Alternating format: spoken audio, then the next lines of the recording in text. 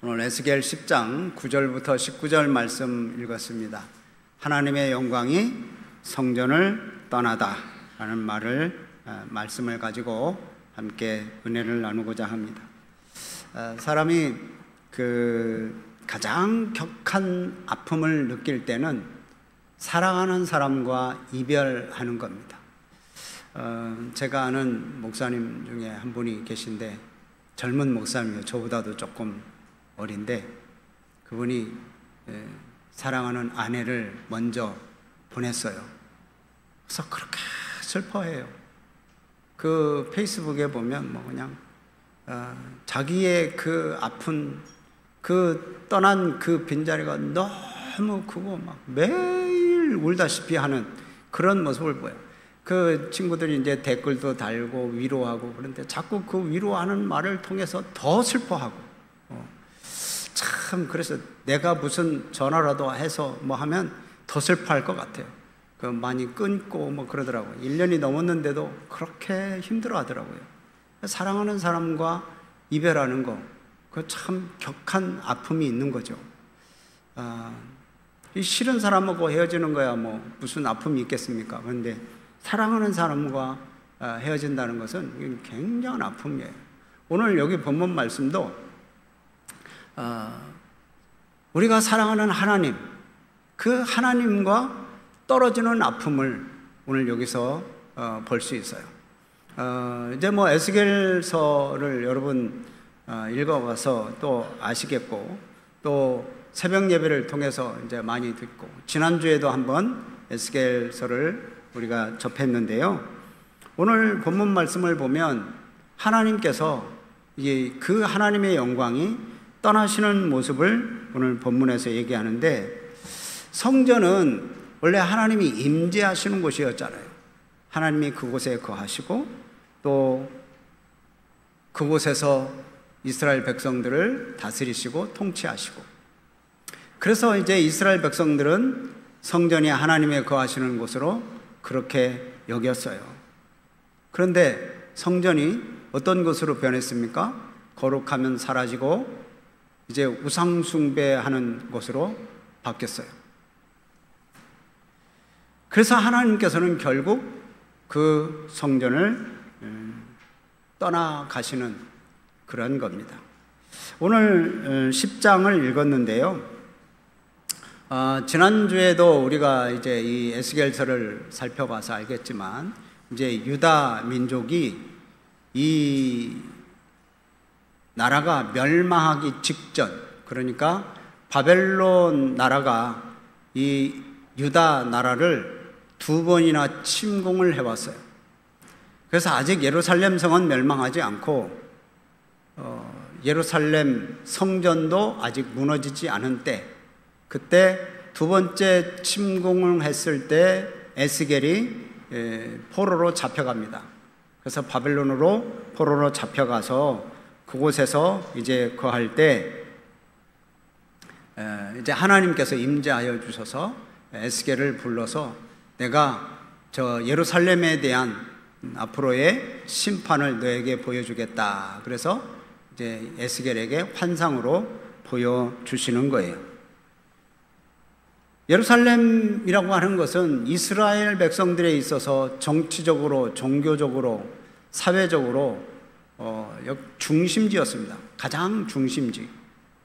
하지만 시간이 흐르면서 이제 하나님보다는 성전이라고 하는 그 건물 자체가 더 신성시되고 그 건물을 믿는 거예요. 그러니까 하나님을 믿는 게 아니라 성전이라는 그 어마어마한 건물을 신뢰하게 된 거예요. 그러니까 그들의 신앙생활은 겉보기에는 성전에서 하나님을 예배하는 것처럼 그렇게 보이지만, 실제로는 보면 성전에서 우상 숭배하는 겁니다. 신앙생활을 제대로 하지 않으면서 하나님과의 언약을 깨뜨리는 그런 모습을 보이는 거예요. 그러면서도 백성은 그렇게 생각했어요. 어떻게? 하나님이 성전에 계시니까 이 바벨론이라고 하는 나라가 침입을 해도 하나님이 성전에 계시니까 우리는 안전하게 보호를 받을 거다, 이렇게 생각한 거죠. 그건 착각이죠. 자기들이 신앙생활을 제대로 하지도 않으면서, 하나님을 온전히 섬기지도 않으면서, 우상 숭배하면서 그렇게 하나님이 보호해 주실 것이라고 생각하는 것은, 이건 착각입니다. 이 8장부터 11장 말씀에 보면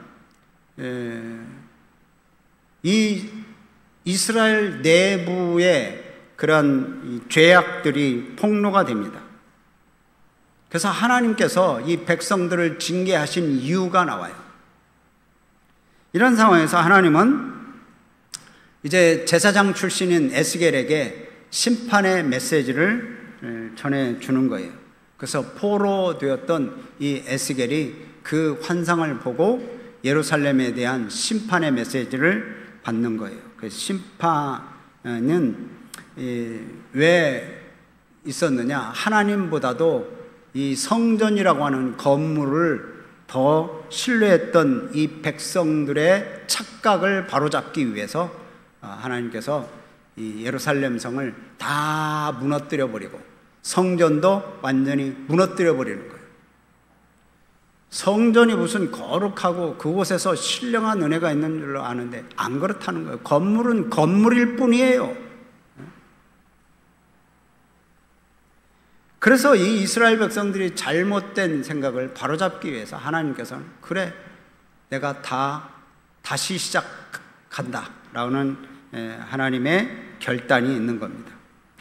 그래서 오늘 여기 본문 말씀 보면 이제 에스겔이 그룹들을 먼저 묘사를 합니다.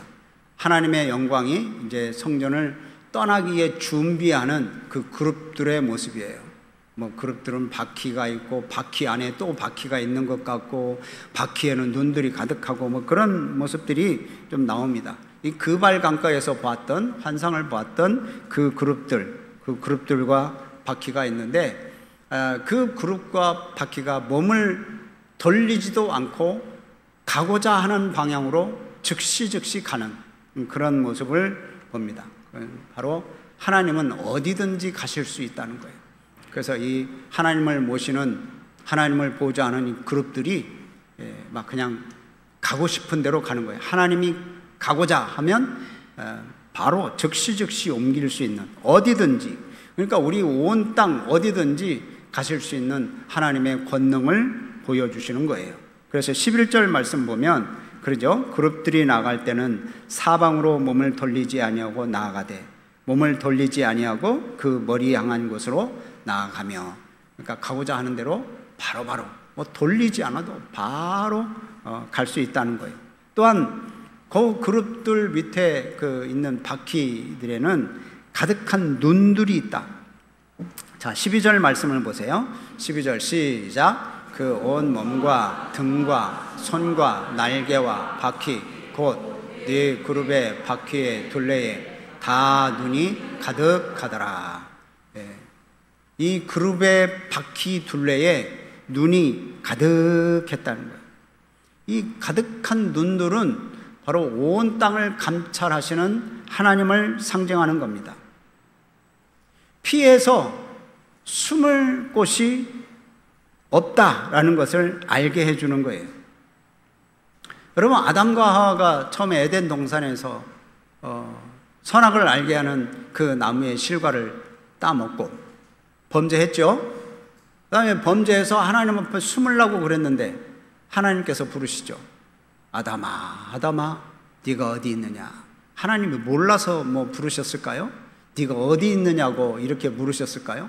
다 아시죠. 숨을 곳이 없습니다. 하나님 앞에서는 피할 곳이 없어요. 이스라엘 백성들, 죄악을 하나님 앞에 절대 숨길 수 없다는 의미로 지금 이 그룹들 안에 그 바퀴에 있는 그 눈들을 지금 보여주는 거예요. 여러분, 이 하나님 앞에 숨길 수 없다라고 하는 이것을 아는 사람은 신앙의 수준이 달라집니다. 내가 하나님 앞에 숨길 수 없다. 하나님은 모든 것을 다 지켜보고 계신다. 라는 것을 아는 사람은 신앙의 수준이 훨씬 업그레이드 되는 거죠. 그래서 하나님을 두려워하면서 믿음으로 살아가는 거예요. 사람들은 대부분 그렇습니다. 아무도 보는 사람이 없다라는 것을 확신하기 때문에 죄를 짓는 거예요. 그래서 나쁜 짓을 해도 들키지만 않으면 된다. 이러니까 그냥 뭐 나쁜 짓도 하고 아무도 보지 않는다 생각하는데요. 그러나 분명한 것은 하나님은 우리의 마음의 중심을 아시고 우리의 모든 삶의 행동들을 다 지켜보신다는 사실입니다. 그러니까 우리 성도들은 이 신전의식을 가지고 돼요. 하나님 앞에 서 있는 코람데오, 하나님 앞에 서 있다라는 그 신전의식을 가지고 살아야 돼요. 거룩하고 정결한 삶, 하나님을 의식하면서 동행하는 삶, 그 삶을 살아야 돼요. 마치 요셉이 그 노예 생활을 할 때 보디발의 아내가 요셉을 유혹하잖아요. 요셉을 유혹할 때 요셉이 그럽니다. 내가 어찌 이 큰 악을 행하여 하나님 앞에 죄를 범하리이까? 다른 사람이 다 보지 않는다 해도 하나님이 보신다는 거예요. 그래서 하나님 앞에 내가 어떻게 이 큰 죄악을 범하겠습니까? 그러면서 물리치잖아요. 여러분, 이 감찰하시는 하나님을 기억한다면 우리는 정말 순수한 신앙으로 서야 됩니다. 하나님은 우리의 모든 행동들을 다 감찰하실 뿐만이 아니라 우리의 마음, 생각까지 다 하나님은 아십니다. 그러니까 전능하신 하나님 앞에 사소한 일상생활에서도 또 우리의 말과 행동을 통해서도 우리는 주의하고, 그래서 우리의 기도를 들으시는 그 하나님께서 우리의 그 작은 신음소리도 응답해 주시는 거예요. 그러니까 우리의 삶 속에서도 늘 긴장하고 조심하고 정말 우리 삶을 하나님께서 다 보신다, 여러분 생각하시고 그렇게 앞으로 나아가야 돼요. 하나님께서 이 이스라엘 백성들을 이렇게 멸하시고 또 그 성전을 떠나시는 이유가 뭐냐? 아까 말씀드린 것처럼 하나님의 성전에 좀 우상들이 가득 찼는 거예요. 그 또한 그 우상들을 섬기는 사람들로 이 성전에 가득한 거예요. 여러분, 이 이스라엘 백성들의 우상 숭배는 그냥 뭐 드러내놓고 하는 게 아니라 은밀하게 그렇게 행해졌습니다. 그럼에도 불구하고 백일하에 드러나고 이렇게 다 발각되는 이유는 뭡니까? 하나님이 다 지켜보시기 때문에 그래요. 온 땅을 두루 감찰하십니다. 따라서 어둠도 숨기지 못합니다. 주님은 우리의 일거수일투족을 다 감찰하십니다. 따라서 우리 성도들은 불의와 우상숭배를 철저히 제거하고 우리 안에 계신 성령 하나님이 거하시는 이 거룩한 성전을 정말 깨끗하고 정결하게 우리는 이 성전을 잘 가꾸어야 돼요. 이제 하나님께서 그 영광이 떠나시려고 합니다. 그때 이제 그룹들과 바퀴들이 위로 올라가죠. 하나님이 떠나심이 이제 시작되는 거예요. 그룹들과 바퀴들이 위로 올라가고 그 위에 하나님의 영광이 또 거합니다. 이 네 생물의 영이 바퀴 가운데 있는데 여러분, 이게 하나같이 움직입니다. 하나같이.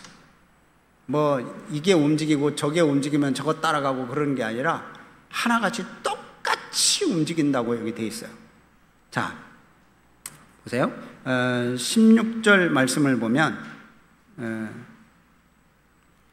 그룹들이 나갈 때는 바퀴도 그 곁에서 나아가고 그러죠. 또 17절 말씀 보면 그들이 서면 이들도 서고 그들이 올라가면 이들도 함께 올라가니. 그러니까 이 네 생물이 그룹들이거든요. 이 그룹들이 그룹은 하나님을 보좌하는 천사들의 이름입니다. 이 그룹이 이제 움직일 때 하나같이 움직인다는 거예요. 여러분, 이 모습은 이 주님의 영광을 모시고 가는 이 그룹들의 모양을 보면서 여러분, 우리가 어떻게 주님을 섬겨야 될지를 알려주는 거예요. 우리도 성령님의 인도하심 따라서 우리는 한 마음으로 일들을 해야 된다는 거예요. 한 마음으로. 본래 우리는 죄인들입니다. 죄인들은 이 사단의 손아귀에 있었는데 하나님께서 우리 사단의 권세 아래에 있는 우리들을 주의 백성으로 우리를 부르셨어요. 성령께서 함께 하셔서 우리를 구원해 주시고 우리를 구원받은 백성으로 우리를 붙들어 주셨잖아요. 그러니까 우리는 과거에는 그런 사단의 권세 아래에 있었지만 이제는 구원받은 백성이 되었으니 하나님의 뜻을 따라야 돼요. 그래서 우리 안에 거하시는 성령 하나님을 의지하면서 하나가 되어서 하나같이 섬기는 그런 공동체로 세워져 가야 될 줄로 믿습니다. 성령으로 하나 되시고 하나 된 것처럼 이렇게 그룹들이 하나 되어서 하나님의 영광을 섬기듯이 우리들도 하나 되어서 몸된 교회를 섬기고 하나님의 나라를 세워가는 주의 백성들이 되시기를 주의 이름으로 축복합니다.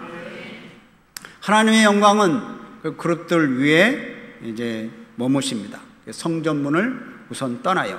자, 18절 보면 이제 여호와의 영광이 성전 문지방을 떠납니다. 그동안 성전 문지방에 머물러 계셨어요. 참 이 떠나기가 아쉬운 듯한 그런 느낌이 드는 거죠. 하나님께서 그렇게 말씀을 하시지 않았지만 우리가 볼 때는 성전 문지방에 거하면서 떠나기 참 안타까운 마음으로 계시다가 이제 여기서 보면 문지방을 떠납니다. 그래서 19절 말씀을 보면 19절 끝부분에 보면 이렇게 되어 있어요.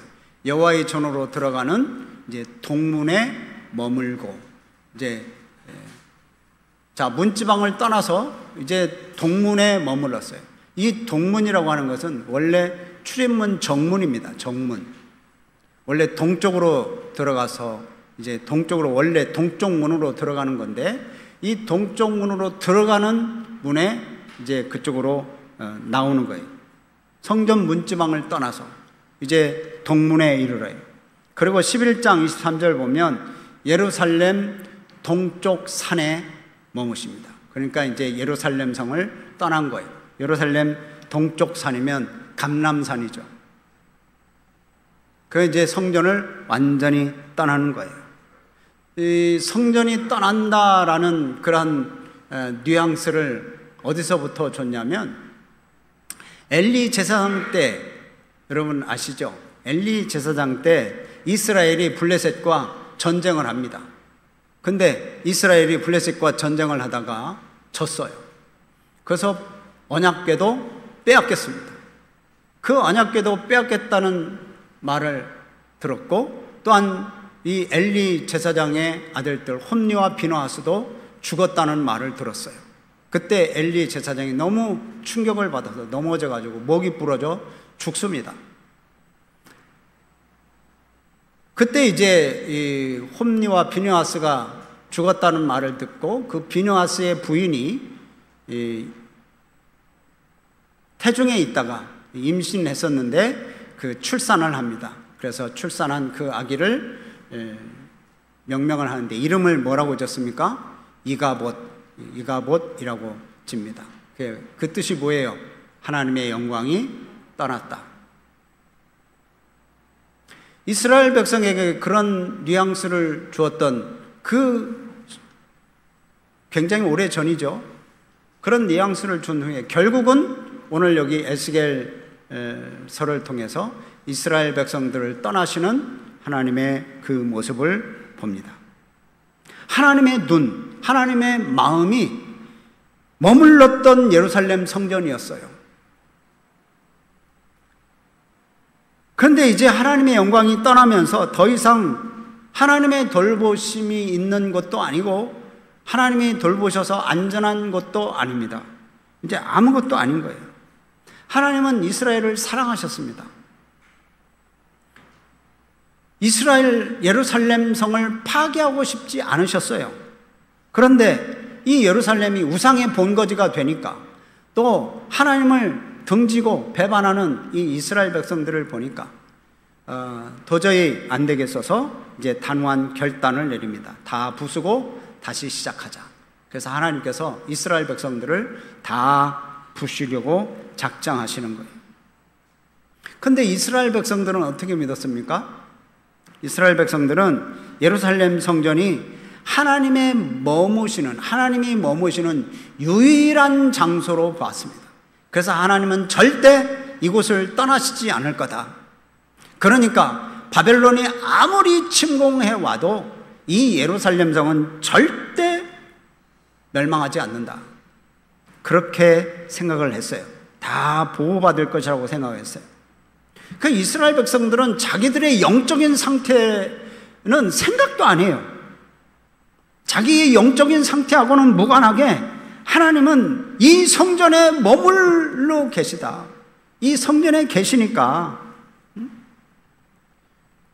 뭐 무슨 일이 있겠어. 하나님 이 성전에 꼭 계십시오. 그래서 하나님을 성전에 딱 가두어 놓고 하나님 찾을 필요할 때 찾고, 그러니까 내가 예배할 때 예배하는 그런 대상으로만 생각했어요. 그러나 하나님은 어떤 특정한 공간에 갇혀 계실 하나님이 아니십니다. 하나님은 성소라도 그것이 죄악된 곳이라면 떠나요. 우리 늘푸른 교회가 이렇게 교회라고 해도 이곳이 죄악된 곳이라면 하나님은 떠나시는 거예요. 갑자기 정신이 바짝 드십니까? 여러분, 우리가 생각해 봐야 돼요. 우리의 신앙생활이 이 교회 건물 안에서에만 국한되어 있지는 않는지 여러분, 우리를 생각해 봐야 됩니다. 하나님과의 관계는 이 교회당 안에서만 이루어지는 게 아니잖아요. 일상생활에서도 계속 하나님의 관계가 이어져야 돼요.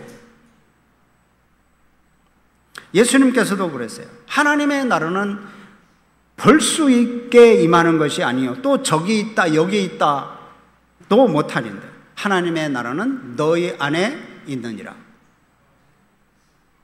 여러분, 성도가 가는 곳 어디든지 간에 그곳이 하나님의 통치 아래에 있음을 여러분 명심하셔야 됩니다. 가정에서나 학교에서나 직장에서나 그곳이 하나님의 나라가 되도록 우리 하나님께 온전한 삶을 살고 또 하나님께 맡기고 그 있는 그 자리가 하나님의 나라가 임하도록 그렇게 기도하고 그런 삶을 살아야 돼요. 여러분, 심판 중에 가장 무서운 심판 뭔지 아십니까? 하나님이 떠나는 거예요. 우리에게서 떠나는 거. 여기 이스라엘 백성들에게서 하나님이 떠나시는 거예요. 성전은 이스라엘 백성들이 생각하기에 거기는 평화를 보장해 주는 것, 안전을 보장해 주는 것, 바로 그 근거가 되는 것이 바로 이 성전이었어요. 그런데 하나님의 영광이 이제 떠나가면서 더 이상 하나님의 임재하는 곳이 아니에요. 더 이상 안정되고 평화로운 곳이 아니에요.